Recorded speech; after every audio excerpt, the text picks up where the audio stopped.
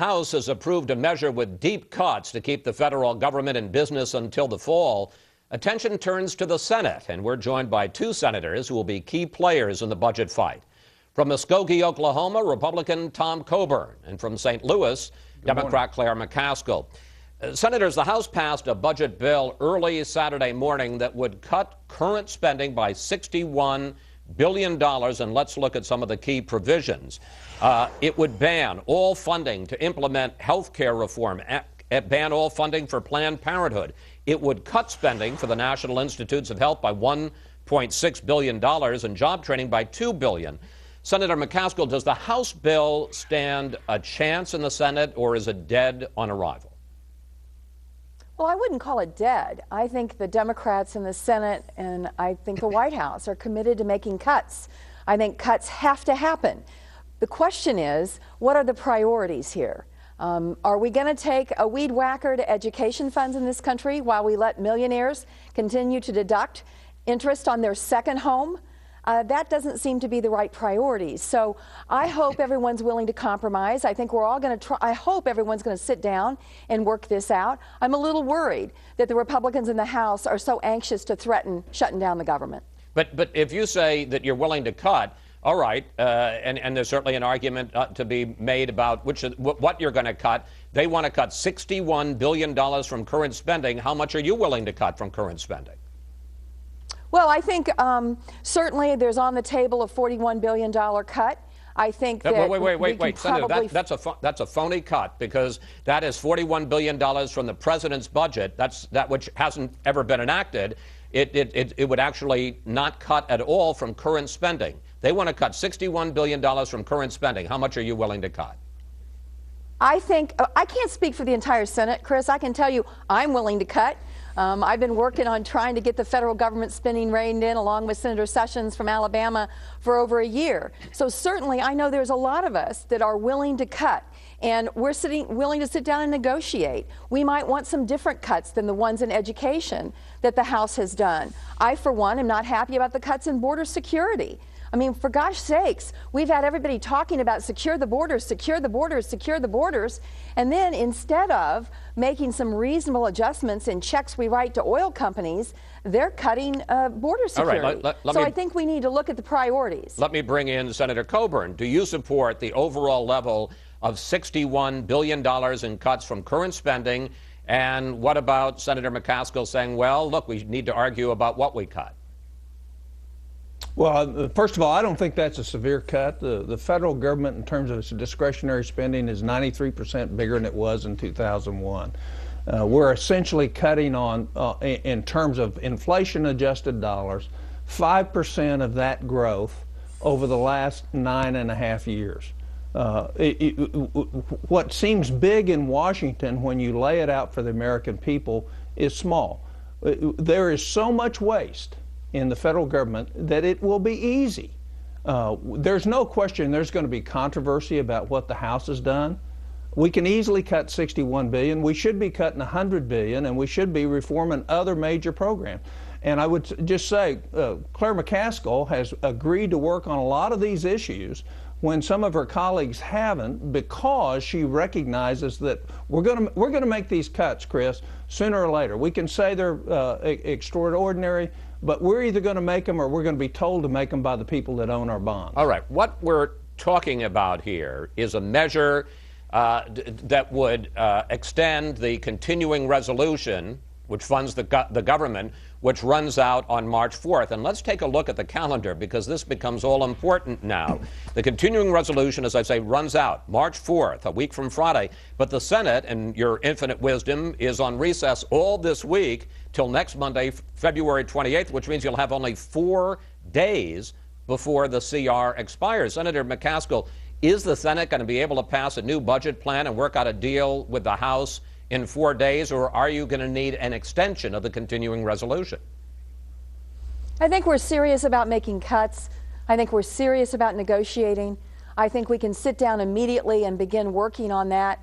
We may need to extend slightly the current situation for a few days to get a compromise that works for the American people. You know, keep in mind, Chris, that the cuts have come in a very small part of the budget. Give Tom Coburn credit. as a member of the Fiscal Commission, he stepped up along with Democrats Durbin and Conrad and said, you know, we've got to look at the entire budget, not just 18% of the budget. We've got to look at the whole shebang. And I hope that we do this in a comprehensive way, not just take a weed whacker to the discretionary domestic budget while letting the Pentagon off scot-free. All right, but I want to keep a focus on this issue. What you just said is we're probably going to need an extension of the CR for a period of time to try to work out a deal. Speaker Boehner of the House this week said if there's an extension, there have to be real cuts in it. Let's watch what Boehner said. I am not going to move any kind of short-term CR at current levels. When we say we're going to cut spending, read my lips. We're going to cut spending. Senator Coburn, will there have to be cuts in any extension of the CR? And if not, are we headed for a government shutdown? I don't think we are. I think nobody wants that to happen, and I think everybody realizes that we have to make some significant cuts. And you can't play the waiting game saying, well, we don't want to agree to this now, give us a month and we'll get it done in the next month. The fact is you'll get waited out and you'll still spend this $61 billion this year that we don't need to spend. So, it's good for political rhetoric to talk about a government shutdown, but I don't know anybody that wants that to happen. And I think cooler heads, if in fact everybody says, hey, we have to do this and we have to accomplish this, that hopefully we'll have some leadership Senator, on both sides of the aisle that will do that. But Senator, if I may, I mean, one of two things are going to happen. Either the Democrats in the Senate and the White House are going to have to agree to current cuts in spending, cuts in current spending, maybe not the whole $61 billion, but some cuts to get an extension, or Boehner is going to have to back off what you just heard him say. Which is it?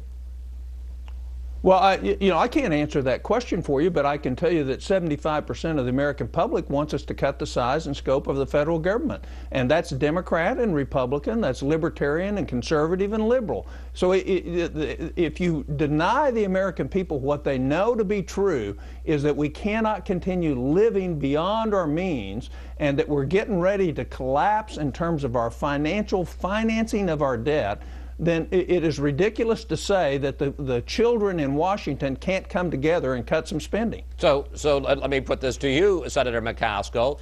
Are you willing to agree to some cuts in an extension of the continuing resolution, or are Democrats going to say, no, we won't do that, and we'll have a government shutdown? Well, I'm going to be optimistic that everyone behaves like adults here and we can sit down and get this worked out. But the person who brought up a government shutdown was John Boehner and the House Republicans. Well, he just says he wants to have cuts. He's not calling for a government shutdown. He says, I want cuts. We all want cuts. He is the one that's saying that he won't even do a week or 2 days or 4 days. It's silly. The bottom line is we all want cuts. We can find a compromise. We can make serious and significant cuts in this government with some wasteful programs without going out at the heart of education funding, without cutting border security. We can do that. Now, if we don't want to make political points and if we're not posturing for the extreme elements of our party, we can all sit down and find those compromises. And that's what Boehner ought to be emphasizing, not saying I refuse anything. He should say, let's negotiate and make some real cuts. We all want to do that. Senator Coburn, what we've been talking about so far is just the budget for the next 7 months of this year. Then we got to deal with 2012, which starts in October.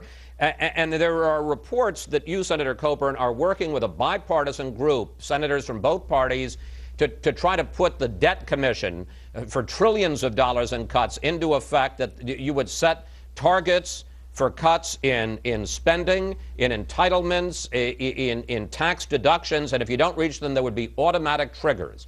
How's that going? Well, we're working at it. You hear a lot of stuff assumed in the press that isn't necessarily true, but I can tell you that there's some intellectual honesty in that room and recognizing what some of the political realities are. But I think a large number of people are committed to try to do it. But it has to be everything.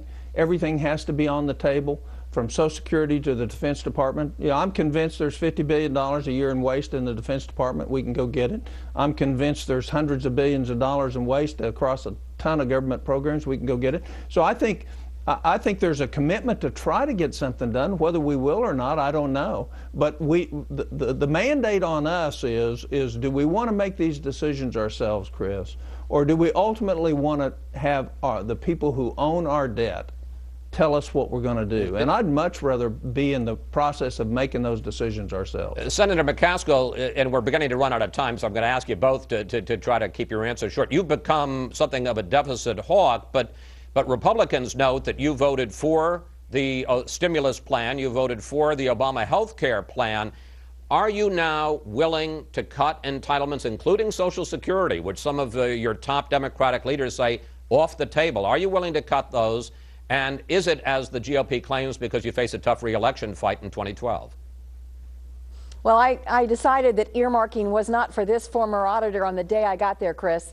I started working on trying to rein in government contracting the day I got there, and Tom Coburn and I have worked together on that for every day I've been in the United States Senate. So yes, I voted for big things when our economy was in a crisis, but I've always had an eye on the pivot to make sure that we get to the serious work of cutting our spending and looking long term at our entitlements.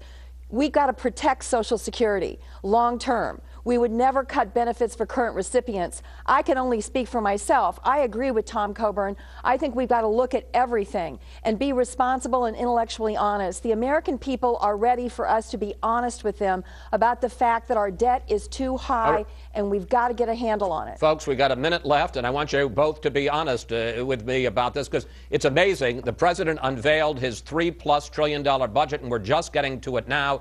And one of the reasons why it's been so widely dismissed on Capitol Hill is because while he says it would cut spending, the debt by $1 trillion over the next decade, the fact is it would add $7 trillion to the debt. So let me ask you both, and let me start with you, Senator Coburn. Was the president's budget a failure of presidential leadership? I think so. Look, the savings in that budget won't even pay the interest costs over the deficits of the first 3 years of the budget. That budget puts us in a tremendously greater hole than where we are today. It's a failure. It's dead.